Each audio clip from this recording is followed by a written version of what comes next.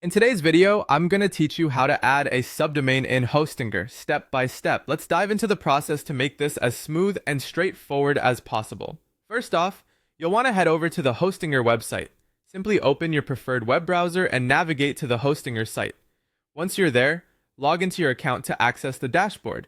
This will be your control center for all domain-related actions. Next, locate the section labeled Domains on your dashboard. Give that a click. It's the gateway to managing all your domain settings. Once you're in that section, look for Domain Portfolio. Clicking on this will show a list of all your domains registered with Hostinger, opening up further management possibilities. Now, when you see the list of your domains, pick the domain you want to work with and click Manage next to it. This step is crucial as it takes you to the specific domain settings where you'll be making the necessary changes to add your subdomain.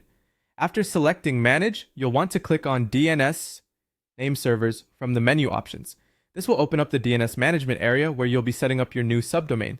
In this section, you'll find a variety of record types like AMX, AAA, CNAME, SRV, TXT, and CAA. For creating a subdomain, typically you'd start with an A record, so choose A from this list. Understanding the role of each record type can be beneficial, so if you're interested, you may want to research them further. Following that, you'll need to specify the name. This is where you'll type in your desired subdomain name. For instance, if you want to create blog.yourdomain.com, simply enter blog. Next up, enter your IP address in the provided field. This is an essential step, as it effectively tells the internet where to direct traffic for your newly created subdomain. Then you'll need to set the TTL, which stands for time to live. While this might sound a bit technical, it effectively dictates how long the server should cache the information.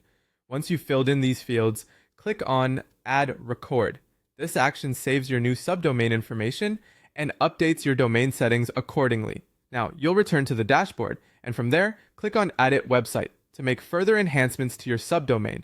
This will take you to the website builder, where you can personalize your subdomain page. In the website builder, find and select Elements. This is where things get visually creative, as you can add various elements to your subdomain, such as images or a gallery, to make it more appealing and functional. And there you have it. You've successfully added a subdomain to your Hostinger account.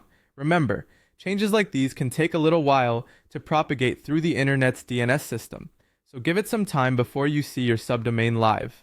Thanks for watching and happy hosting it.